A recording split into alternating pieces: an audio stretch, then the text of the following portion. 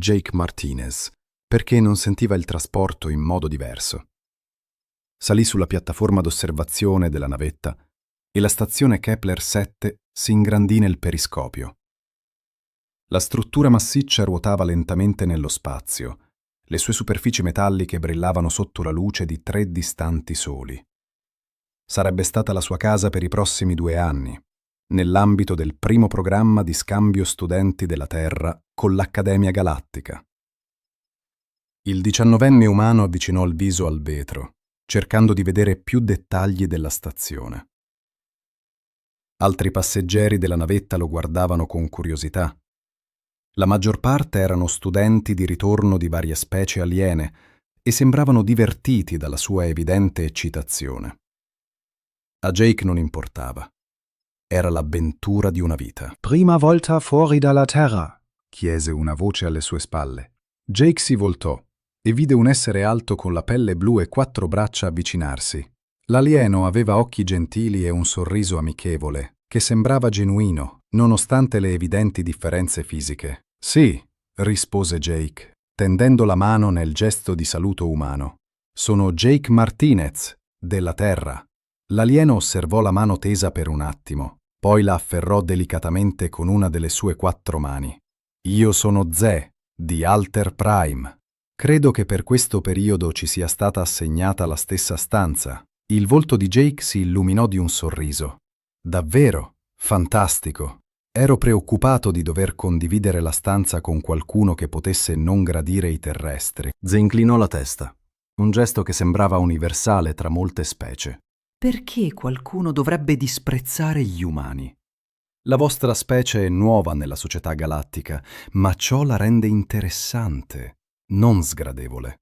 Mentre la loro navetta si attraccava alla stazione, Jake raccolse la sua unica borsa con i suoi pochi effetti personali. Tutto ciò che possedeva poteva essere contenuto in un piccolo borsone da viaggio, cosa che sembrava strana nell'affollamento di contenitori di altri studenti. Ze notò questo e offrì aiuto per trasportare le cose, ma Jake declinò educatamente. Il bacino di attracco era enorme, sufficientemente grande da ospitare diversi quartieri di edifici. Esseri di ogni forma e dimensione circolavano nell'area. Alcuni camminavano su gambe come Jake e Ze, altri fluttuavano, e alcuni sembravano rotolare o scivolare sul pavimento. L'aria era pulita, ma trasportava profumi insoliti che il naso di Jake non riusciva a identificare. La stazione ospitava circa 50.000 studenti e docenti, spiegò Ze mentre si dirigevano verso i corridoi principali. Gli studenti provenivano da oltre 200 mondi diversi, in 43 sistemi stellari. Jake tentò di assorbire tutto in una volta. Esseri cristallini, che sembravano gemme viven, conversavano con toni musicali vicino a un banco informazioni. Un gruppo di creature simili ad insetti con ali sottili fluttuava vicino al soffitto.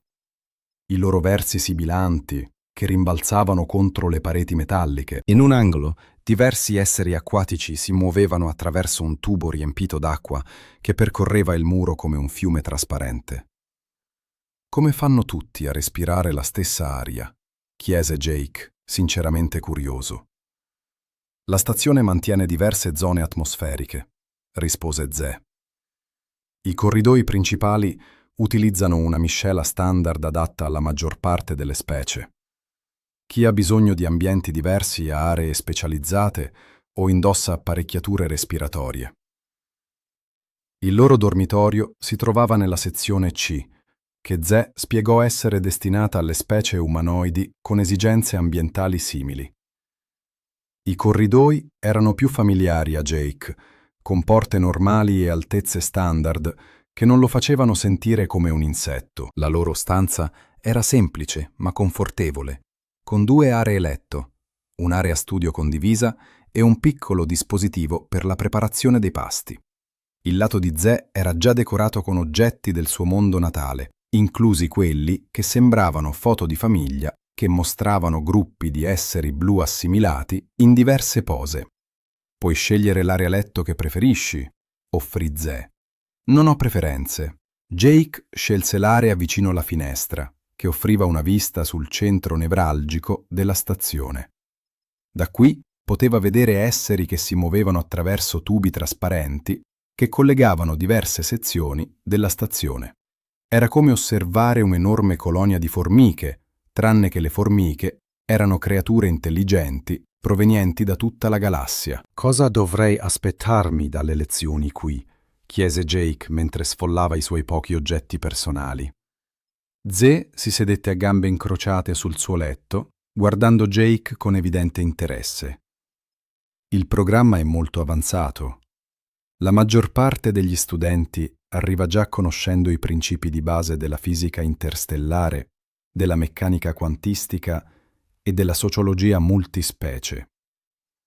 Qual è il tuo background formativo sulla Terra? Disse Zee. Jake provò un senso di apprensione. Mi sono diplomato al liceo con buoni voti e ho iniziato gli studi universitari in ingegneria, ma non credo che copriamo gli stessi argomenti che hai menzionato. La Terra sta ancora sviluppando la sua comprensione delle scienze avanzate, disse Zee gentilmente. Questo è normale per le specie più giovani. L'Accademia ha corsi preparatori per aiutare gli studenti provenienti da mondi meno tecnologicamente avanzati. Il modo in cui Zee disse «meno tecnologicamente avanzati» non suonò offensivo, ma comunque gli fece male. Jake si considerava sempre intelligente, ma lì sembrava essere indietro rispetto alla maggior parte dei bambini delle altre specie. «Non preoccuparti», continuò Zee, notando l'espressione di Jake. «Intelligenza e conoscenza sono cose diverse. La vostra specie deve avere qualcosa di speciale per essere invitata al programma di scambio così presto nella vostra adesione galattica». Un suono stridulo risuonò nella stanza e una voce parlò in quella che Jake supponeva essere la lingua standard della stazione. Zee ascoltò per un momento, poi tradusse. «L'orientamento per i nuovi studenti inizia tra un'ora. Dovremmo dirigerci verso l'auditorium principale a breve».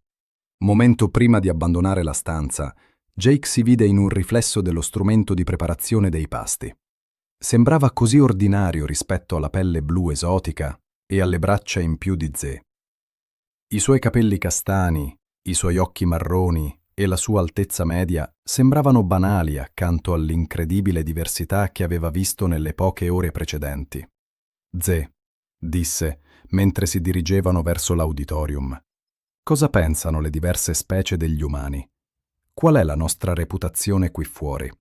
Zee rifletté attentamente sulla domanda. «Gli umani sono considerati curiosi», disse infine. «La vostra specie ha raggiunto il volo spaziale molto rapidamente, dopo aver scoperto il fuoco. Relativamente parlando, molte specie impiegano molto più tempo per sviluppare la tecnologia.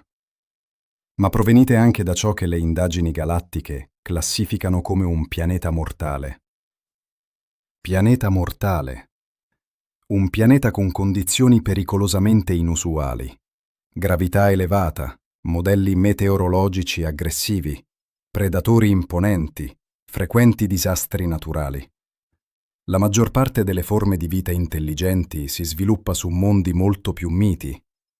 L'ambiente della Terra ucciderebbe la maggior parte delle specie in pochi giorni. Jake non aveva mai pensato alla Terra come a un pianeta particolarmente pericoloso. Certo, c'erano uragani, terremoti e animali selvaggi, ma erano solo parti normali della vita.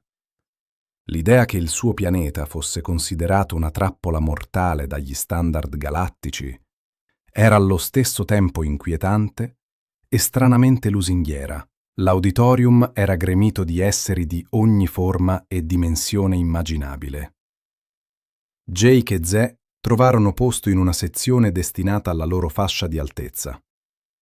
Nonostante Jake si rendesse conto di essere ancora uno dei più piccoli presenti. Mentre iniziava l'orientamento, Jake si rese conto che la sua vera istruzione stava appena iniziando. Non si trattava solo di imparare scienza e tecnologie avanzate. Si trattava di trovare il suo posto in un universo molto più vasto e strano di quanto avesse mai immaginato. La prima settimana di Jake all'Accademia Galattica fu umiliante in modi che non aveva mai sperimentato prima.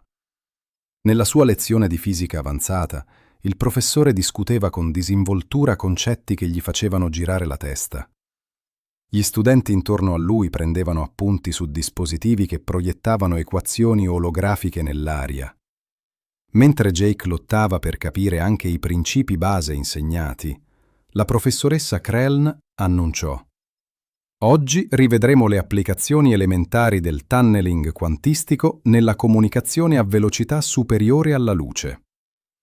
Come avete imparato nelle vostre lezioni di introduzione, il principio base implica...» La penna di Jake si fermò sulla pagina, completamente perso.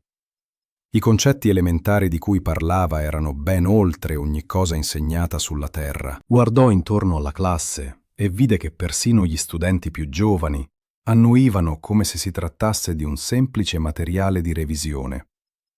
Zee aveva cercato di aiutarlo a prepararsi, condividendo alcuni testi di base, ma la matematica sola era opprimente. I libri davano per scontato la conoscenza di principi scientifici ancora sconosciuti sulla Terra. Jake si sentiva come un uomo dell'età della pietra che cercava di capire un manuale di computer. «Signor Martinez», la voce della professoressa Krellnost interruppe la sua confusione. «Forse potresti spiegare come l'intreccio quantistico abilita la comunicazione istantanea a distanze galattiche?» Jake sentì le guance riscaldarsi mentre tutti gli occhi della classe si rivolgevano verso di lui. «Mi dispiace, professore. L'intreccio quantistico non è stato trattato in dettaglio nel curriculum della Terra. Alcuni studenti produssero suoni che potevano essere tosse educate, ma Jake sospettava che stessero cercando di reprimere la risata. Gli occhi composti della professoressa Krellnock lo studiarono per un attimo, prima di passare a un altro studente. Dopo la lezione, Jake camminò lentamente verso il suo corso successivo, sentendosi sconfitto. Come avrebbe potuto competere con esseri che studiavano fisica avanzata fin dall'infanzia? Forse il programma di scambio umano era stato un errore. Avendo difficoltà a stare al passo con gli altri, Jake si voltò per vedere un grande essere rettile che lo raggiungeva nel corridoio. La creatura era alta quasi 2 metri, con scaglie verde scuro che ricoprivano braccia e gambe muscolose. Unghie affilate si protendevano dalle dita e i suoi occhi gialli avevano un'espressione di ovvia superiorità. «Io sono Krat, dell'impero Sorian», annunciò la creatura, come se Jake dovesse essere impressionato. «Ho notato le tue difficoltà nelle nostre lezioni. È divertente osservare una specie così fuori dal suo contesto». «Sto solo imparando», rispose Jake, cercando di mantenere la voce ferma. «Tutti iniziano da qualche parte». La bocca di Krat si spalancò in ciò che poteva essere un sorriso, rivelando file di denti affilati.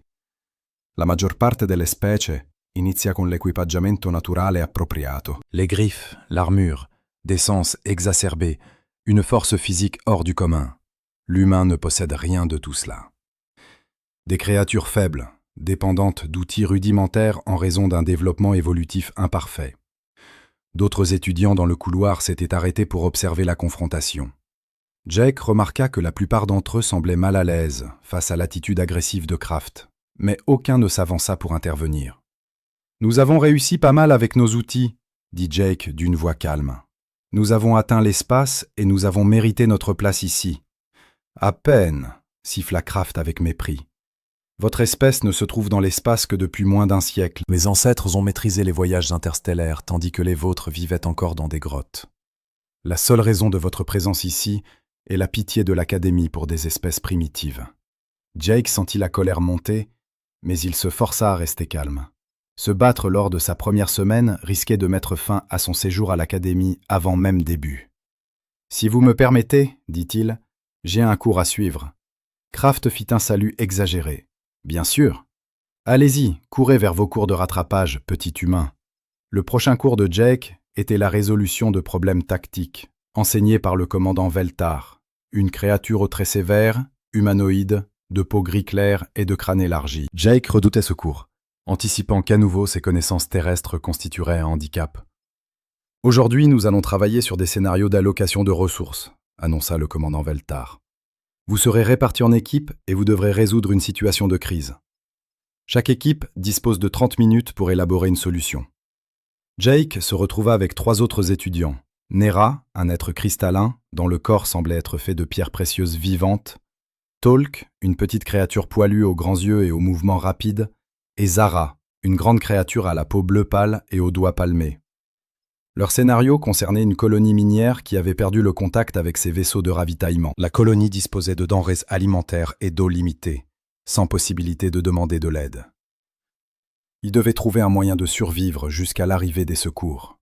En utilisant uniquement les matériaux disponibles sur l'astéroïde minier, les autres étudiants se mirent immédiatement à proposer des solutions technologiques complexes. Nera proposait de construire un réseau de communication quantique à partir des équipements miniers. Talk suggérait d'utiliser la composition minérale de l'astéroïde pour créer une réaction chimique qui générerait un signal de détresse. Zara souhaitait modifier les lasers miniers en un dispositif de signalisation à longue portée. Jake écouta leurs idées, mais quelque chose le troublait dans leur approche. Toutes leurs solutions nécessitaient une technologie de pointe et supposaient que les colons disposaient de vastes connaissances techniques. « Et si nous avions une vision erronée du problème ?» dit enfin Jake. Les autres interrompirent leur discussion et le regardèrent. « Que veux-tu dire ?» demanda Nera, ses traits cristallins réfléchissant la lumière du local. « Nous partons du principe que les colons doivent construire quelque chose de complexe, expliqua Jake. Mais et si ils utilisaient des méthodes simples? Les opérations minières génèrent beaucoup de poussière et de débris. Si les colons rassemblaient suffisamment de matériaux réfléchissants et les organisaient en motifs sur la surface de l'astéroïde, les navires passants pourraient voir la lumière réfléchie par leurs capteurs. » Les grands yeux de Talk clignèrent rapidement. « C'est très primitif, mais ça marcherait, » continua Jake. « Et cela ne nécessite aucune technologie de pointe, ni de connaissances particulières. N'importe quel colon pourrait rassembler des roches et les organiser en motifs. C'est fiable, simple, et utilise des matériaux assurément disponibles. » Zara réfléchit un moment. Le motif devrait être suffisamment vaste et géométriquement distinctif pour être perçu artificiel plutôt que naturel. « Exactement, » approuva Jake. « Et il pourrait créer plusieurs motifs dans des endroits différents pour augmenter les chances de détection. » Lorsque le temps fut écoulé, chaque équipe présenta sa solution à la classe. Les autres équipes avaient développé des approches technologiques de plus en plus complexes, la plupart nécessitant des équipements ou des connaissances qui pourraient ne pas être disponibles pour des colons désespérés. Lorsque l'équipe de Jake présenta sa solution, plusieurs étudiants firent des sons dédaigneux. L'idée semblait trop simple, trop primitive comparée aux propositions sophistiquées des autres groupes. Le commandant Veltar écouta toutes les présentations sans commentaire. Finalement, elle s'exprima. « La solution de l'équipe 4 présente la plus forte probabilité de succès », annonça-t-elle en désignant le groupe de Jake. « Dans les situations de crise, les solutions simples sont souvent plus efficaces que les solutions complexes. La technologie sophistiquée peut tomber en panne, mais la physique fondamentale et l'ingéniosité humaine sont fiables. » Jake sentit une vague de fierté, mais il remarqua que plusieurs autres étudiants semblaient sceptiques. Kraft, assis au fond de la salle, émit un son de dérision. Après le cours, Jake retourna à son dortoir avec un mélange d'émotions étranges. Il était en retard dans la plupart des matières, luttant contre des concepts que d'autres espèces considéraient comme élémentaires. Mais, dans le cours de résolution de problèmes tactiques, sa perspective différente s'était avérée un avantage. Zeke l'attendait dans leur chambre. « Comment se sont passés tes cours aujourd'hui ?»« Mi-figue, mi-raisin, » répondit Jake honnêtement. « Je suis toujours perdu dans la plupart des matières. Mais je pense que j'ai peut-être découvert quelque chose où je suis doué. » « Qu'est-ce que c'est ?» Jake réfléchit à la manière d'expliquer. Trouver des solutions simples à des problèmes complexes. La plupart des étudiants ici sont incroyablement intelligents et connaissent des technologies fascinantes, mais parfois ils compliquent les choses plus qu'il ne le faut. Zeke acquiesça avec intérêt. « C'est intéressant. Peut-être que votre passé technologique plus simple constitue un avantage dans certaines situations. »« Peut-être, » dit Jake, « mais je ne suis pas sûr que tout le monde le voit de cette façon. » Il raconta à Zeke son altercation avec Kraft, et le visage bleu de son colocataire s'assombrit d'inquiétude. « Kraft provient d'une culture guerrière », expliqua Zeke. « Son espèce valorise la force physique et les armes naturelles au-dessus de l'intelligence ou de la créativité. Il considère probablement votre succès en classe de tactique comme une menace pour sa vision du monde. »« Génial !» murmura Jake. « Maintenant, je dois me méfier de faire des ennemis juste pour réussir en classe. »« Ne te laisse pas décourager, » conseilla Zeke. « L'Académie apprécie de nombreux types d'intelligence. Votre perspective humaine pourrait être exactement ce dont certains cours ont besoin. » Alors que Jake se préparait à étudier ce soir-là, il réalisa que son séjour à l'Académie allait être plus difficile qu'il ne l'avait anticipé, non seulement à cause du programme exigeant, mais aussi parce qu'il représentait toute son espèce. Chaque succès ou échec reflèterait la place potentielle de l'humanité dans la société galactique. Il ouvrit ses manuels et commença à résoudre les problèmes de physique fondamentale que d'autres étudiants avaient maîtrisés des années plus tôt. Ce serait un long chemin, mais il était déterminé à démontrer que l'humanité avait sa place ici. Le champ de confinement avait fluctué pendant plusieurs minutes, mais Jake semblait être le seul à le remarquer. Les autres étudiants étaient concentrés sur l'explication par le professeur Vextar des modèles de chasse, tandis que les techniciens semblaient absorbés par leurs équipements de surveillance. La brève oscillation de la barrière énergétique attira l'attention de Jake chaque fois que cela se produisait, bien que les interruptions ne duraient que des fractions de secondes. L'avantage principal du chat sombre réside dans sa capacité à rester parfaitement immobile pendant de longues périodes, expliquait le professeur Vextar. Ils peuvent attendre dans une immobilité parfaite pendant des heures, voire des jours, jusqu'au moment idéal pour frapper. Comme pour répondre aux paroles du professeur, la créature à l'intérieur du champ de confinement avait cessé de bouger. Elle s'était accroupie au centre du cube transparent, ressemblant à une statue sculptée dans l'obsidienne. Seule sa tête bougeait légèrement, pour suivre les projections holographiques de proies qui continuaient à se déplacer autour de son enclos. Jake se retrouva à observer le comportement du chasse-ombre avec plus d'attention que ses camarades. Tandis qu'il semblait concentré à prendre des notes sur les stratégies de chasse, lui observait la créature elle-même. Quelque chose dans sa posture suggérait qu'elle ne se contentait pas de démontrer un comportement de chasse à des fins pédagogiques. La manière dont elle tenait sa tête, la tension dans ses membres, le déplacement subtil de sa position, tout indiquait un animal qui planifiait activement quelque chose. Le spécimen semble entrer en mode de chasse. Un technicien s'adressa au professeur Vextar. « Devrions-nous ajuster les paramètres de la simulation ?»« Non, c'est excellent, » répondit le professeur. « Étudiant, observez comment toute la détention du prédateur change lorsqu'il identifie une proie potentielle.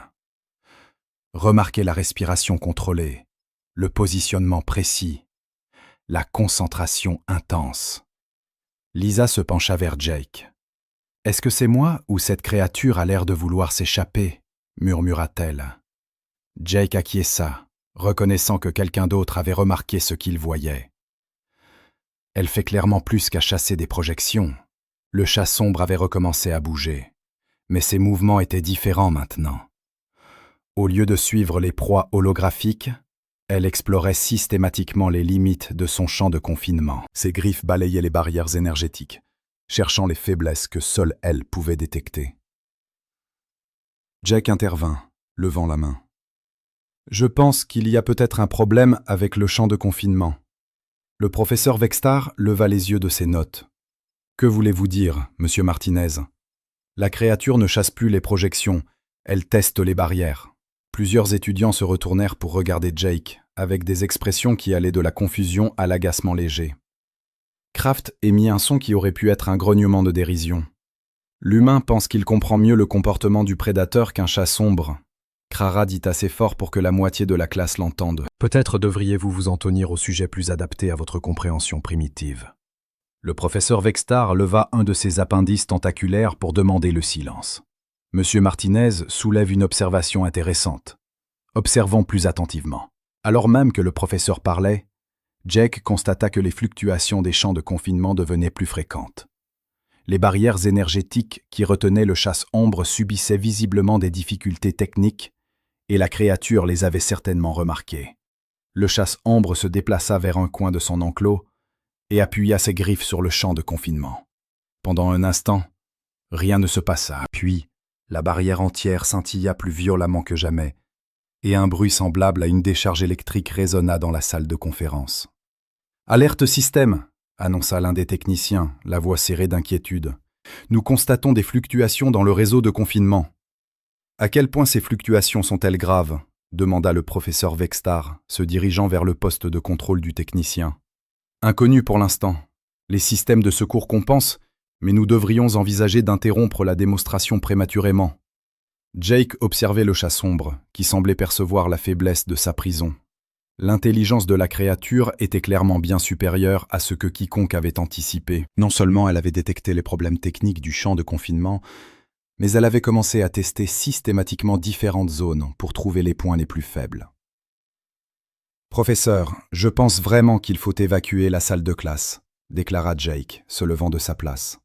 « Cette chose sait que le champ de confinement est défaillant. » Cette fois, ces paroles provoquèrent une plus grande réaction de ses camarades étudiants.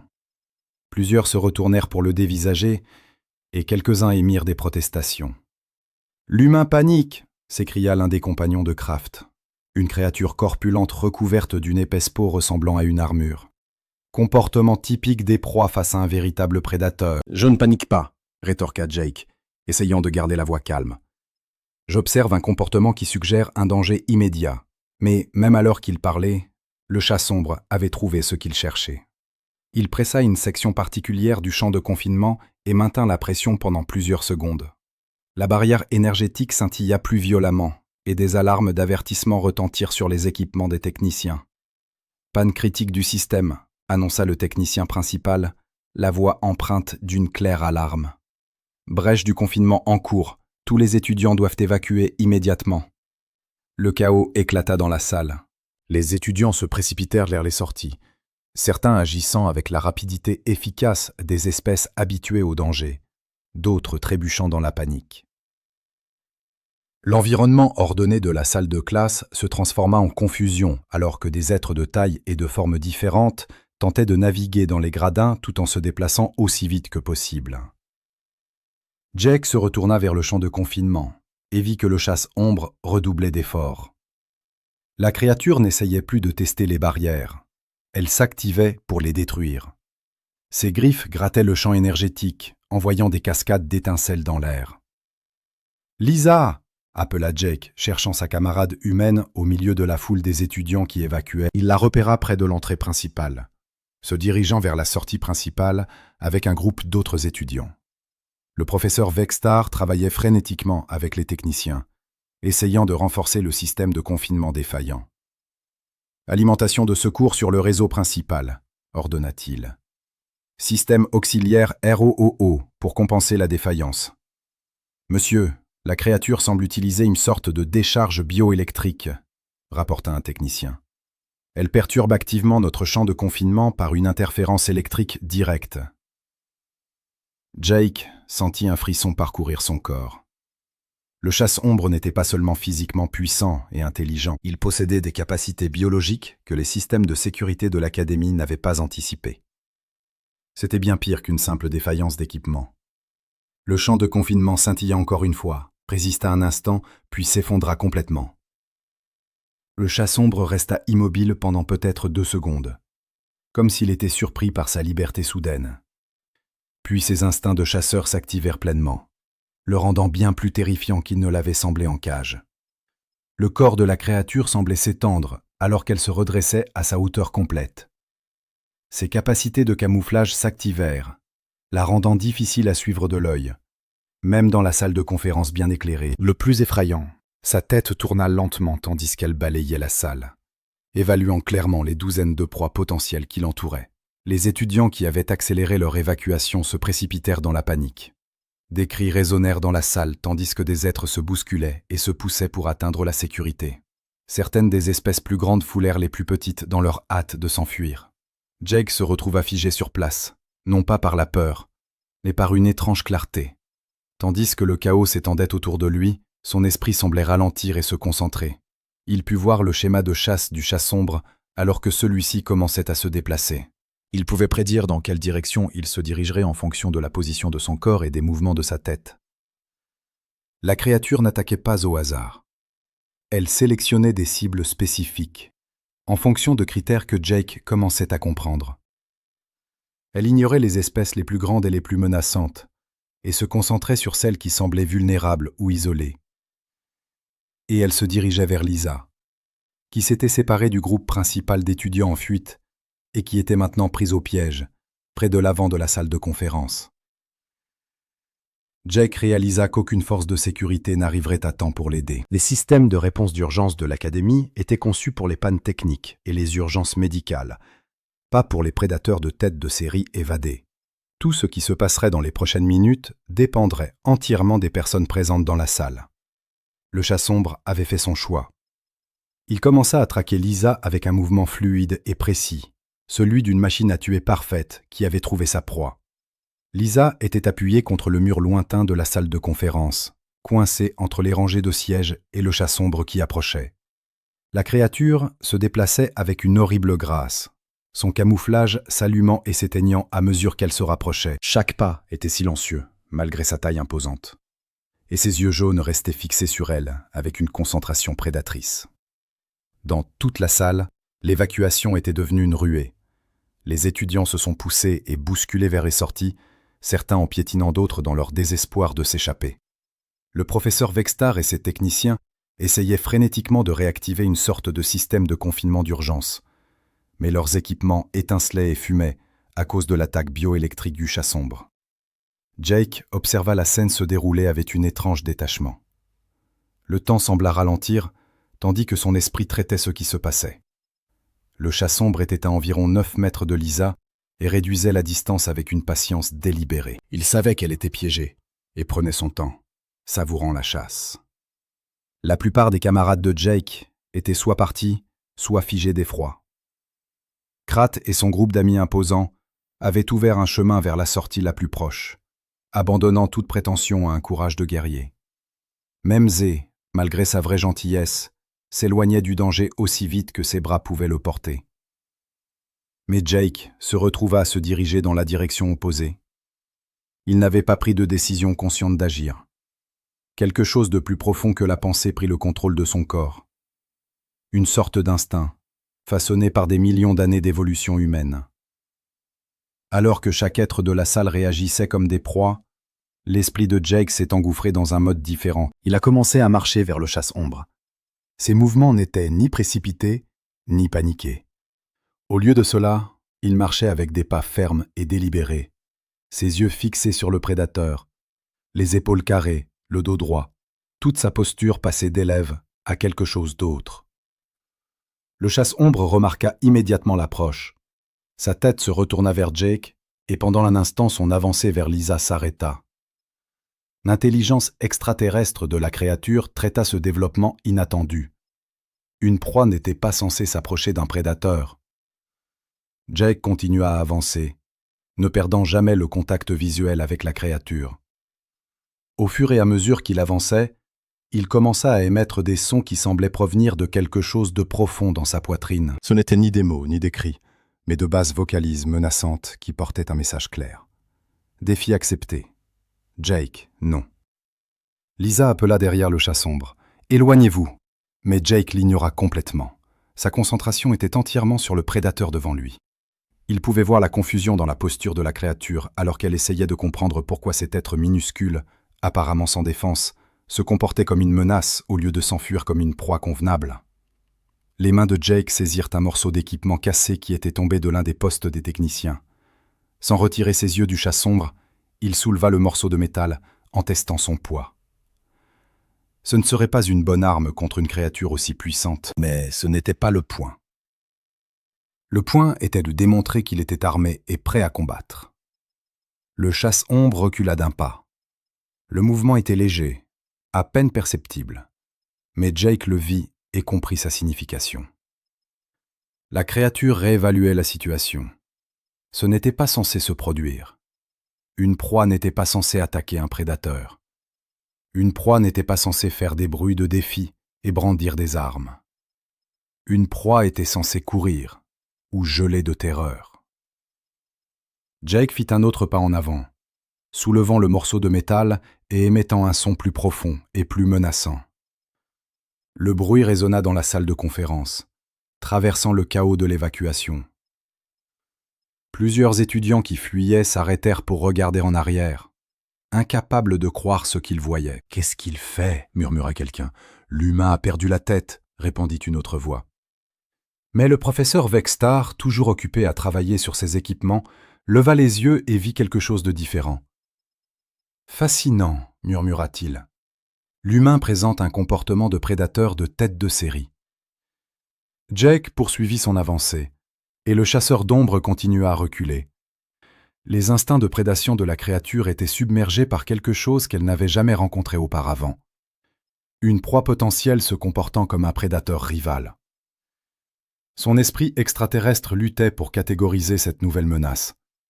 Jake sentait la confusion de la créature, et une partie archaïque de son cerveau reconnut une opportunité. Il leva les bras au-dessus de sa tête, se faisant paraître plus grand, et laissa échapper le son le plus fort et le plus agressif qu'il pouvait produire. C'était à la fois un rugissement et un cri, et totalement intimidant. Le son sembla remplir toute la salle de conférence. Les étudiants qui avaient atteint les sorties cessèrent de courir et se retournèrent pour regarder.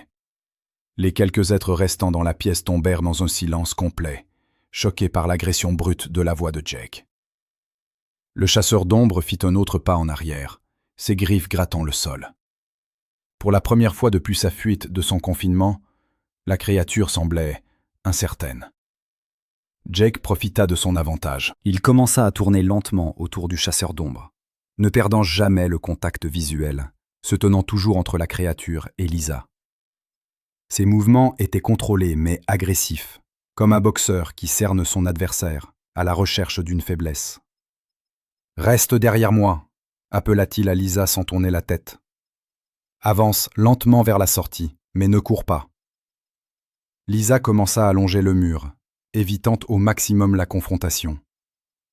Jake ajusta sa position pour maintenir sa position protectrice entre elle et le chasseur d'ombre. La tête de la créature suivait le mouvement de Lisa, mais chaque fois qu'elle essayait de se concentrer sur elle, Jake émettait un autre son menaçant ou se rapprochait, la forçant à retourner son attention sur lui. Le prédateur était forcé de considérer Jake comme la menace principale, même si tous ses instincts lui disaient que le petit humain devait être une proie facile. Impossible, souffla Krat d'un point près de la sortie. Les humains sont des proies. Ils n'ont pas les armes naturelles ni la force physique pour menacer un chasseur d'ombre. Mais Jake ne comptait ni sur sa force physique, ni sur des armes naturelles.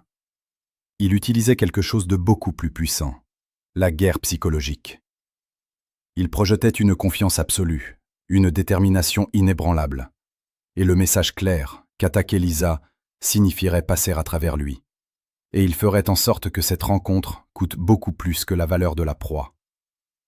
Le chasseur d'ombre manifesta des signes d'agitation réelle. Il avait évolué pour chasser des créatures se comportant de manière prévisible, soit en combattant avec dents et griffes, soit en prenant la fuite dans la terreur.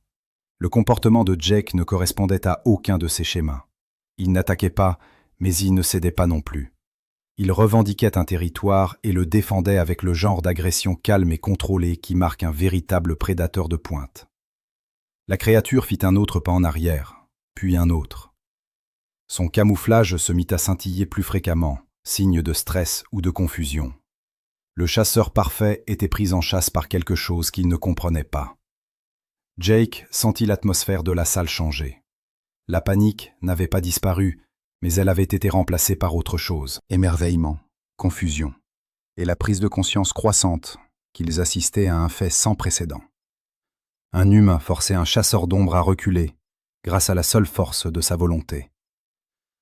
La salle de conférence était devenue étrangement silencieuse, sauf pour le son du souffle contrôlé de Jake et le léger frottement des griffes du chasseur d'ombre contre le sol. Le prédateur colossal continuait à s'éloigner de l'avance constante de Jake, ses traits extraterrestres traduisant la confusion et une incertitude croissante. Jake maintenait sa posture agressive, tenant le fragment métallique levé comme une arme tout en gardant les yeux rivés sur la créature. Chaque mouvement qu'il effectuait était délibéré et menaçant, destiné à renforcer le message qu'il n'était pas une proie à chasser, mais un prédateur rival, défendant son territoire. Lisa était parvenue à une sécurité relative dans les gradins, mais elle restait figée, observant la confrontation avec des yeux grands ouverts. Autour de la salle de conférence, les rares étudiants qui n'avaient pas fui se pressaient contre les murs et les portes, incapables de détourner le regard de la scène impossible qui se déroulait devant eux. Le chasseur d'ombre arrêta sa retraite et se baissa, ses muscles se contractant. Jake reconnut immédiatement la posture. La créature se préparait à prendre une décision. Pourrait-elle continuer à reculer, ce qui contredisait tous ses instincts, ou pourrait-elle remettre en question le bluff de Jake et attaquer? Jake savait que c'était le moment crucial. Si le chasseur d'ombre décidait de se battre, ses tactiques psychologiques ne le mèneraient que jusqu'à un certain point face à 2,4 mètres de muscles, de griffes et de dents acérées. Mais il comprit aussi quelque chose que la créature avait du mal à appréhender. Il n'était pas en train de bluffer. Il fit un pas de plus, réduisant la distance qui les séparait à moins de 4,5 mètres. À cette distance, le chasseur d'ombre pouvait franchir l'espace en un seul bond. Mais Jake ne manifesta aucune crainte. Au lieu de cela, il laissa échapper un autre grognement menaçant et déplaça son poids en avant comme s'il se préparait à charger. La tête de la créature s'inclina légèrement, étudiant cet adversaire étrange. Dans son esprit extraterrestre, elle essayait de concilier la petite taille de Jake et sa faiblesse physique apparente avec son attitude absolument intrépide. Tous les autres êtres de la salle avaient réagi comme prévu lorsqu'ils étaient confrontés à un chasseur d'ombre. Ils avaient fui, étaient restés figés d'horreur ou s'étaient écroulés en signe de soumission. Cet homme faisait quelque chose d'inédit. Sécurité pour la salle de conférence 7. Le professeur Vextar parlait d'urgence dans son appareil de communication. Nous avons besoin d'une assistance immédiate pour le confinement. La situation est unique. Jake entendit les paroles du professeur, mais ne permit pas qu'elle le distrait de la confrontation. Il savait que les forces de sécurité étaient probablement encore à plusieurs minutes de là, et que ce face-à-face se réglerait bien avant leur arrivée. Tout dépendait de convaincre le chasseur d'ombre que l'attaque contre lui serait trop coûteuse pour en valoir la peine. La créature se remit à bouger, mais ni en avant ni en arrière. Au lieu de cela, elle commença à tourner à gauche de Jake, essayant de savoir s'il maintiendrait sa position défensive ou céderait du terrain. Jake ajusta immédiatement sa position, se plaçant entre le chasseur d'ombre et Lisa, tout en suivant les mouvements de la créature. « Il l'a fait souffrir », murmura quelqu'un de l'arrière de la salle de conférence. L'homme contrôle réellement l'endroit où le prédateur se déplace. Jake sentait la frustration croissante de la créature. Les chasseurs d'ombre étaient des prédateurs d'embuscade, conçus pour frapper rapidement à partir de la dissimulation contre des proies inconscientes. Cette confrontation prolongée avec une cible refusant de se comporter comme une proie était en dehors de sa programmation évolutive.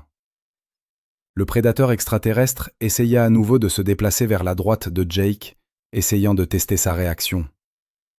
Jake réagit immédiatement, maintenant sa position tout en émettant un autre son menaçant. Le message était clair. Il n'y aurait pas d'approche facile vers Lisa. Quelle que soit la direction choisie par la créature, la voix de Krat se fit entendre près de la sortie principale. C'est impossible. Les humains sont des herbivores d'une planète à faible gravité. Ils n'ont pas d'instinct de prédateur. Mais Jake prouvait que cette évaluation était erronée. Au plus profond de sa mémoire génétique se trouvaient les instincts de chasseurs persévérants qui avaient poursuivi des proies sur de vastes distances jusqu'à ce que l'épuisement n'en fasse des cibles faciles. Il héritait des armes psychologiques d'ancêtres qui avaient affronté des ours des cavernes et des félins à dents de sabre avec rien que des outils rudimentaires et une détermination inébranlable. Le chasseur d'ombre sembla percevoir un peu de cet héritage ancestral. Ses mouvements devinrent plus agités. Son camouflage scintillait encore plus fréquemment. Le prédateur parfait rencontrait un ennemi qu'il n'avait jamais rencontré auparavant. Des proies qui avaient évolué en prédateurs eux-mêmes. Jake décida d'intensifier la confrontation. Il fit 2 pas rapides vers la créature, releva son arme improvisée plus haut et laissa s'échapper sa vocalisation la plus agressive. Le son fut primal et sauvage, comportant des sous-entendus de violence qui étonnèrent même lui-même. Le chasseur d'ombre recula en fait, ses griffes grattant le sol à la recherche d'un meilleur appui. Pendant un instant, son camouflage échoua complètement, révélant toute l'ampleur de son énorme et terrible forme. Mais au lieu de faire reculer Jake, le spectacle ne fit qu'alimenter son agressivité. « Voyez sa posture », dit le professeur Vexitar à ses techniciens. Le chasseur d'ombre effectue des comportements de soumission. Il devient effectivement intimidé. Le professeur avait raison. La tête de la créature s'abaissait, son langage corporel évoluant d'un mode de chasse agressif à quelque chose de plus défensif. Elle ne considérait plus Jake comme une proie potentielle.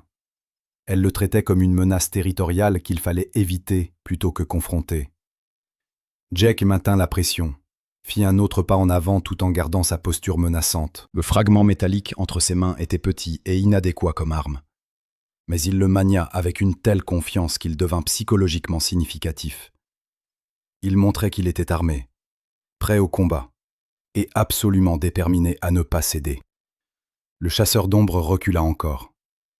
Ses yeux extraterrestres naviguèrent entre Jake et les différentes sorties de la salle de conférence. La créature établissait clairement ses options. La proie facile qu'elle avait initialement sélectionnée était désormais protégée par quelque chose qui se classait comme un prédateur concurrent. Et l'analyse coût-bénéfice n'était plus favorable. Elle cherche un moyen de s'échapper. Lisa observe silencieusement depuis sa position près des gradins. Jake hocha légèrement la tête sans quitter les yeux de la créature. Il avait reconnu le même comportement. Le chasseur d'ombre n'était plus à la chasse. Elle cherchait un moyen de se désengager d'une confrontation devenue inattendument dangereuse. Mais Jake ne pouvait pas simplement laisser la créature partir. Il y avait encore des étudiants et du personnel dans la salle de conférence, et un chasseur d'ombre non maîtrisé pourrait tuer des dizaines de personnes avant que les forces de sécurité ne puissent la contenir. Jake avait besoin de maintenir l'attention du prédateur sur lui, tout en facilitant sa capture. L'affrontement se poursuivait. Un duel de volonté qui défiait toutes les connaissances de la communauté scientifique galactique sur les capacités humaines. Jake, projetant une confiance sereine, calculait en silence sa prochaine manœuvre. Le chasseur d'ombre s'accroupit, ses muscles se contractant pour ce qui pourrait être une attaque finale et désespérée. Jake se préparait à l'éventualité où sa guerre psychologique ne suffirait pas, et où il devrait affronter les capacités physiques de la créature sans autre arme que des outils rudimentaires et la détermination humaine. Le moment était suspendu entre eux, rempli de tension et de la promesse de violence. Deux prédateurs d'élite de mondes différents, façonnés par des millions d'années d'évolution, étaient engagés dans une confrontation qui déterminerait non seulement qui vivrait ou mourrait, mais aussi la place de l'humanité parmi les étoiles. L'ombre se maintint dans sa position accroupie pendant ce qui sembla une éternité, ses muscles tendus et prêts à bondir.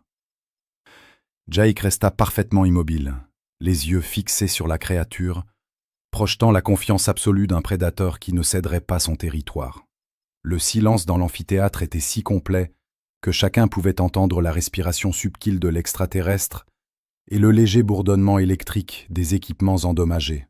Puis, lentement, le chasseur d'ombre commença à se redresser de sa position d'attaque.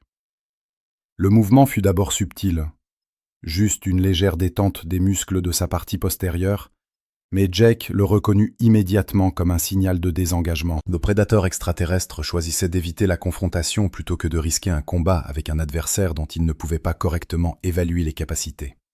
La créature fit un pas en arrière, puis un autre. Ses yeux restèrent fixés sur Jake, mais l'intensité prédatrice avait diminué. Au lieu de l'évaluer comme une proie ou même comme une menace directe, le chasseur d'ombre le considérait désormais comme un rival territorial à éviter plutôt qu'à défier. Jake conserva sa posture agressive, mais laissa la créature augmenter la distance entre eux.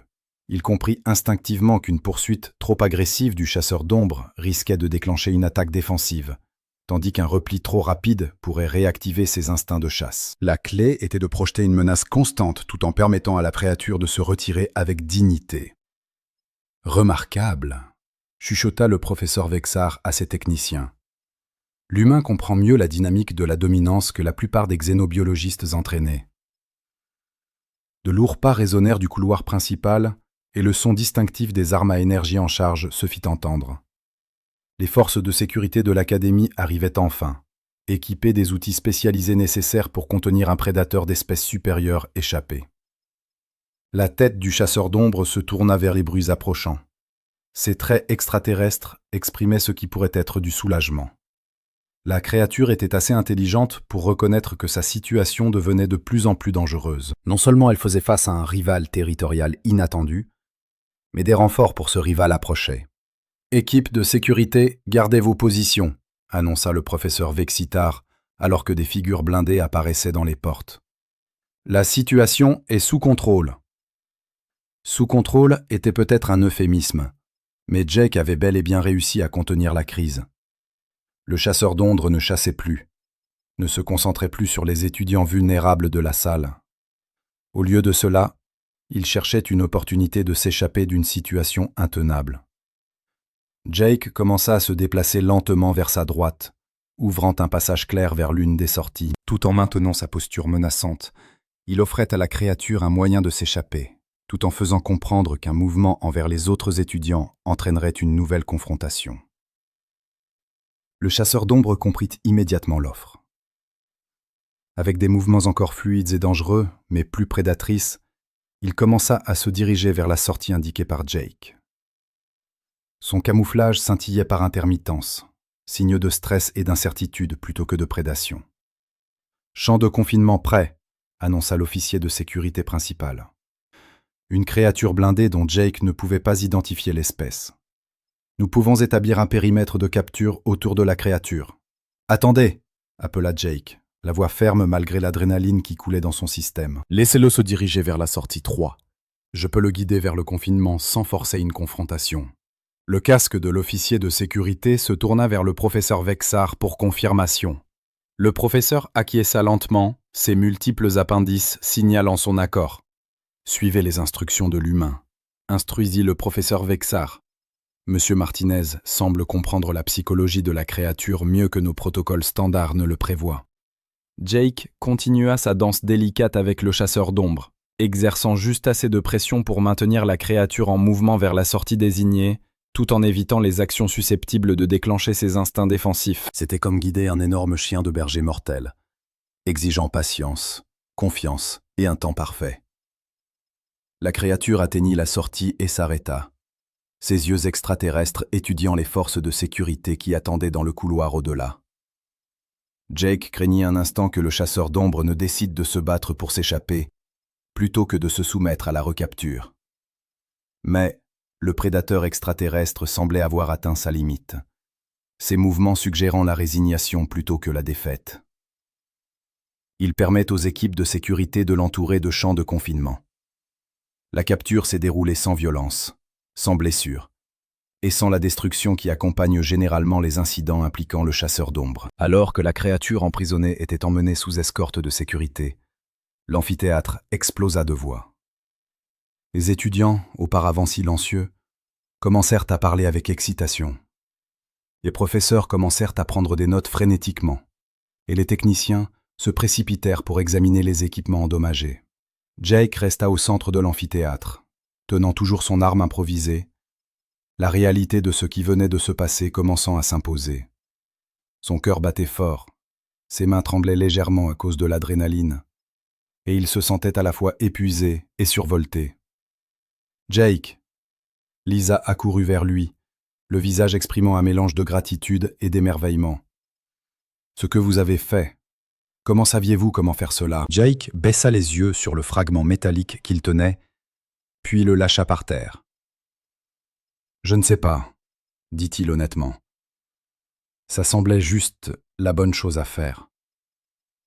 Se rapprocha plus prudemment, ses traits bleus témoignant d'une admiration évidente. Mon ami, ce que vous venez d'accomplir est impossible selon tout ce que nous savons de la psychologie interspécifique. Dans l'amphithéâtre, d'autres étudiants fixaient Jake avec des expressions allant de l'émerveillement à la confusion, voire à la peur.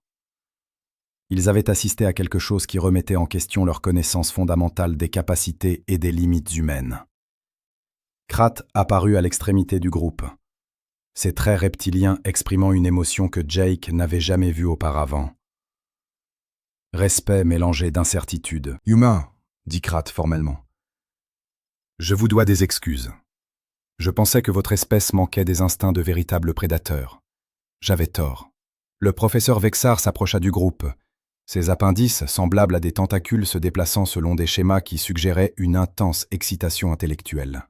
« Monsieur Martinez, dit le professeur, ce que vous venez de démontrer soulève des questions profondes sur l'histoire évolutive humaine. Seriez-vous disposé à participer à des études complémentaires ? Je crois que la communauté scientifique galactique doit revoir de manière significative sa compréhension de votre espèce. » Jake regarda les visages qu'il observait. Des traits extraterrestres révèlent de la curiosité, du respect, et dans certains cas, une fatigue nouvelle. Il réalisa que ses actes avaient changé plus que la crise immédiate. Il avait modifié la vision de ces êtres sur l'humanité elle-même. « J'aiderai à toute étude que vous jugerez nécessaire, » répondit Jake. « Mais j'espère que les gens comprendront que je ne suis pas une sorte de surhumain. J'ai juste fait ce qui me semblait naturel quand quelqu'un était en danger. » Les yeux composés du professeur Vexitar l'étudièrent attentivement. « Monsieur Martinez, je soupçonne que ce qui semble naturel aux humains pourrait être beaucoup plus extraordinaire que votre espèce ne le réalise. » Alors que l'excitation dans l'amphithéâtre s'apaisait progressivement et que les étudiants commençaient à sortir pour répandre la nouvelle de ce qu'ils avaient vu, Jake se demanda quelles seraient les conséquences à long terme de cet incident. Il était venu à l'académie pour en apprendre davantage sur la civilisation galactique. Mais il avait, à la place, enseigné à cette civilisation quelque chose d'inattendu sur l'humanité.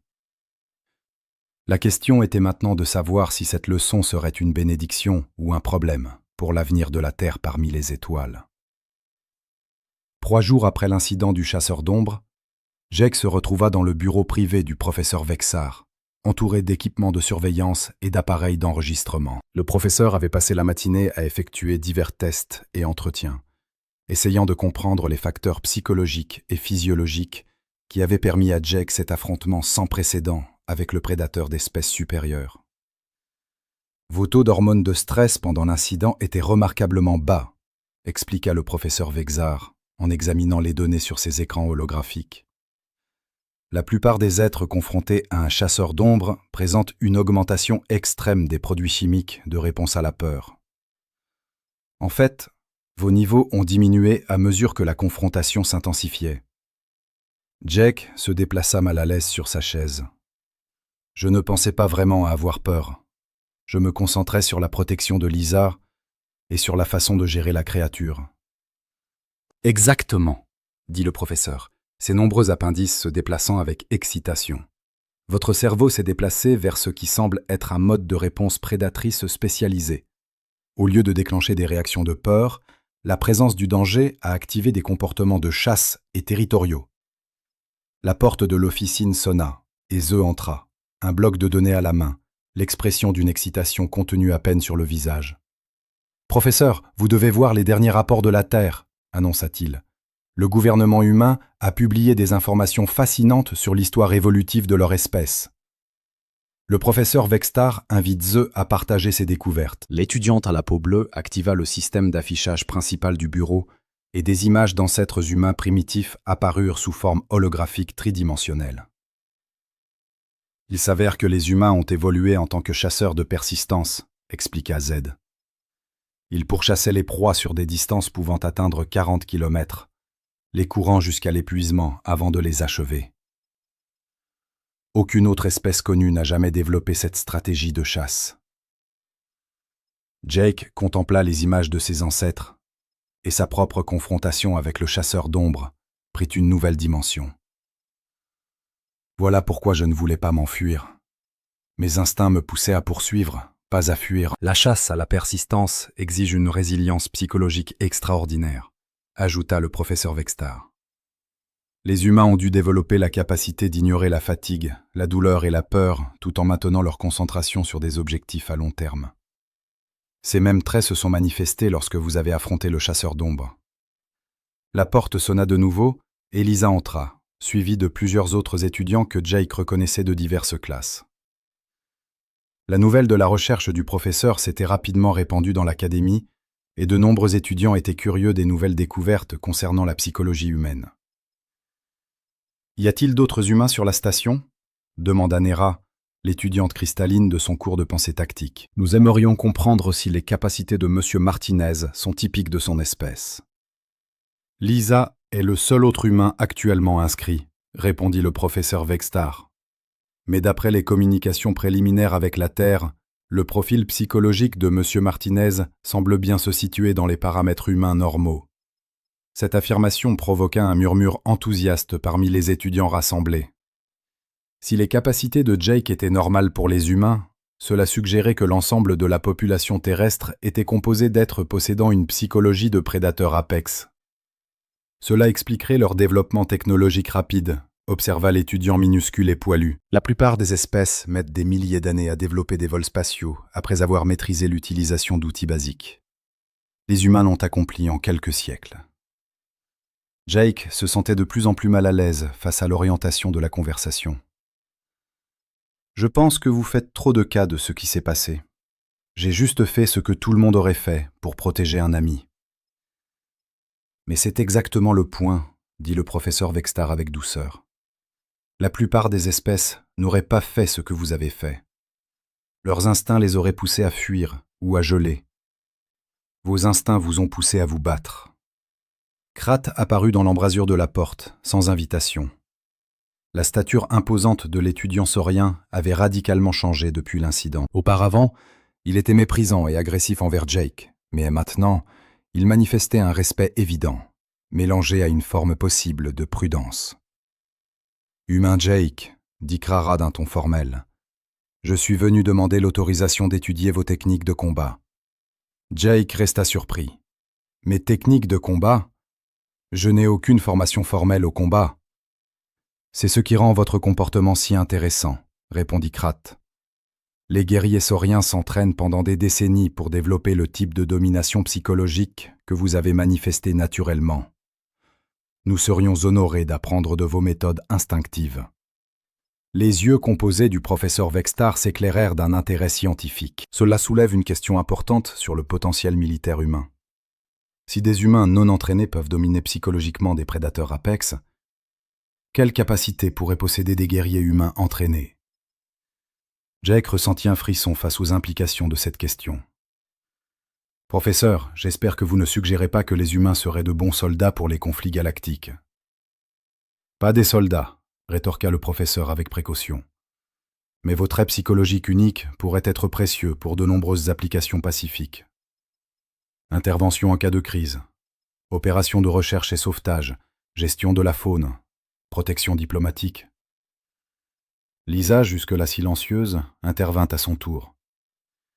Et inversement, si les humains ont une psychologie de prédateur, comment les autres espèces réagiront-elles à cette connaissance? C'était une question perspicace qui mettait en lumière les complications potentielles de la démonstration de Jake. Plusieurs étudiants échangèrent des regards, suggérant que la préoccupation de Lisa était justifiée. Certaines espèces pourraient trouver la psychologie humaine troublante, admit le professeur Vextar. Les espèces proies, en particulier, pourraient se sentir mal à l'aise aux côtés d'êtres dotés de traits de prédateurs aussi prononcés. L'appareil de communication de Jake sonna, un message entrant de la Terre. Il jeta un coup d'œil à l'affichage et vit que c'était de sa sœur cadette Amy, qu'il avait l'intention de contacter depuis plusieurs jours. « Excusez-moi, dit-il au groupe. Cela vient de ma famille, je dois y répondre. Le système de communication du bureau s'activa et le visage d'Amy apparut sur l'écran holographique. Elle avait 16 ans, avec les mêmes cheveux et les mêmes yeux que Jake. L'expression de son visage dénotait une vive excitation. « Jake, tout le monde parle de ce qui s'est passé à ton lycée. Les nouvelles appellent toi un héros. » Jake sentit son estomac se nouer. « Amy, s'il te plaît, dis-moi que cette histoire n'est pas parvenue au réseau d'information terrestre. »« Tu plaisantes, c'est le sujet le plus important de la semaine. Un étudiant humain affronte un monstre extraterrestre est un sujet tendance sur toutes les plateformes. Maman et papa sont si fiers qu'ils ne cessent d'en parler. » Le professeur Vextar se pencha vers l'écran. « Mademoiselle Martinez, c'est le professeur Vextar de l'Académie. Votre frère vient en effet d'accomplir quelque chose de remarquable, mais nous espérons limiter la publicité pendant que nous terminons notre analyse scientifique. » Les yeux d'Amy s'écarquillèrent lorsqu'elle remarqua le professeur extraterrestre et le groupe d'étudiants non humains en arrière-plan. « Oh waouh, tu es vraiment entouré d'extraterrestres. C'est génial, Amy. Jake répondit avec patience. Ils préfèrent être appelés des habitants d'autres mondes plutôt qu'extraterrestres. Et oui, ce fut une expérience intéressante. Les représentants du gouvernement veulent te parler. Amy continua à parler d'une extension du programme d'échange et d'une éventuelle envoi de plus d'humains dans l'espace. Selon elle, la Terre pourrait avoir plus à offrir à la société galactique que ce que l'on avait imaginé. Jake regarda les visages qui l'entouraient. Certains témoignant d'une curiosité scientifique, d'autres affichant une nouvelle forme de respect mêlée à une certaine fatigue, d'un certain manque de certitude. Il réalisa que sa décision, prise en une fraction de seconde, de protéger Lisa avait déclenché des changements qui allaient bien au-delà de sa propre expérience éducative. « Dites-leur que je parlerai à quiconque ils veulent que je reçoive », dit-il à sa sœur.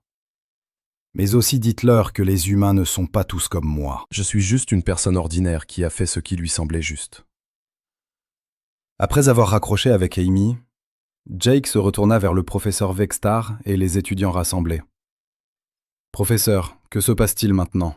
Allez-vous publier des articles sur la psychologie des prédateurs humains ? Est-ce que cela changera la façon dont la Terre est traitée dans la politique galactique ?» Les appendices du professeur Vextar se mirent en mouvement, dans une façon qui suggérait une réflexion approfondie. « Monsieur Martinez, vous avez nous montré que l'humanité apporte des capacités uniques à la civilisation galactique. Comment ces connaissances seront utilisées dépendra en grande partie de la manière dont les humains choisissent de se présenter à la galaxie. » Jake hocha lentement la tête, comprenant le poids de la responsabilité qui avait été placée sur ses épaules. Par un seul instant de courage instinctif, il était devenu l'ambassadeur officieux de l'humanité auprès d'une galaxie qui apprenait encore ce que signifiait le partage de l'espace avec les chasseurs de persistance d'un monde mortel. À l'extérieur des fenêtres de l'officine, les étoiles de la galaxie s'étendaient à l'infini dans l'espace. Chaque point de lumière représentait des mondes et des civilisations qui apprendraient bientôt que les enfants de la Terre étaient plus que d'une autre espèce rejoignant la communauté cosmique. Ils étaient des prédateurs apex, avec les outils psychologiques nécessaires pour prospérer dans des environnements qui remettront en question la compréhension de la galaxie pour ce qu'il signifie d'être civilisé. Le véritable test consisterait à prouver que les prédateurs pouvaient aussi être des protecteurs, que les instincts de chasse pouvaient être orientés vers la construction au lieu de la destruction. Jake regarda ses camarades extraterrestres et vit à la fois l'opportunité et la responsabilité dans leurs yeux. Le voyage de l'humanité dans les étoiles venait tout juste de commencer, et il serait bien plus intéressant que quiconque l'ait imaginé.